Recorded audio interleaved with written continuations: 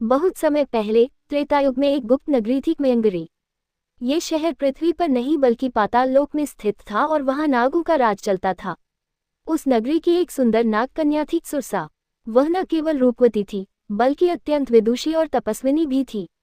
सुरसा को एक दिन ब्रह्मा जी के आदेश पर पाताल से पृथ्वी पर भेजा गया ताकि वह धरती के असंतुलन को ठीक करने के लिए तप कर सके। लेकिन जब वह हिमालय के पास तपस्या में लीन थी तो एक अनजाने ऋषि ने उसे एक आम स्त्री समझ लिया और उसका अपमान कर दिया। अपमानित होकर सुरसा ने अपना असली रूप दिखाया, नागिन का रूप, और ऋषि को फुफकारते हुए श्राप दे दिया। जिस पृथ्वी पर स्त्रियों का आदर नहीं, वहां कभी शांति नहीं रहेगी।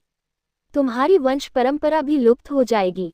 लेकिन ऋषि ने भी शांत स्वर में कहा, तुम तपस्विनी होकर क्रोध में अंधी हो गई।